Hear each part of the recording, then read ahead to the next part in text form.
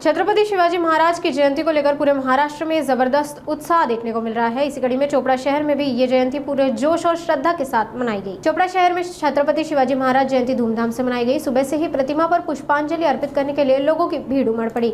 विधायक चंद्रकांत सोनोवाल ने, नरेंद्र पाटिल और अन्य पदाधिकारियों ने श्रद्धांजलि अर्पित की। स्कूली बच्चों ने झांकियां प्रस्तुत की, जिनमें शिवाजी महाराज की वीरता के प्रसंग जीवंत।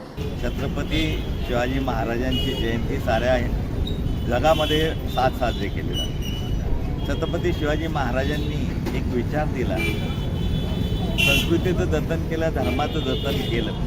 हे करत असताना साऱ्यांना बरोबर घेऊन हा संपूर्ण हिंदवी स्वराज्याची स्थापना केली। हे करत असताना दीनदलित असेल, जे अन्याय होत होते, अन्यायाच्या विरुद्ध समशेर भवानी ईश्वरनी आणि देशाला जगाला दाखवून दिलं की आम्ही कशा पद्धतीने युद्ध करून आमचं स्वातंत्र्य हे अबाधित राहू शकतो। छत्रपती शिवाजी महाराजांचं वैशिष्ट्य आहे की त्यांनी राज्य करत असताना सर्वसमावेश असं राज्य केलं। शेतकरी असेल, गरीब असेल, दिनदुबळा असेल, त्या साऱ्यांना बरोबर घेऊन हा महाराष्ट्र, हा देश केला।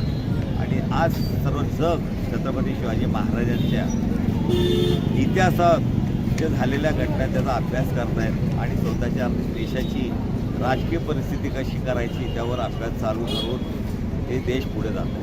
भारतात तर सातत्याने छत्रपती शिवाजी महाराजांच्या साऱ्या गोष्टी आत्मसात केलेल्या आहेत आणि आम्हाला खूप अभिमान आहे छत्रपती शिवाजी महाराजांच्या या पवित्र भूमीचं दर्शन, त्यांचा आशीर्वाद, त्यांचं असलेलं शब्द जय शिवाजी जय भवानी म्हटल्यानंतर आम्हाला तर वेगळंच आनंद होत राहतो।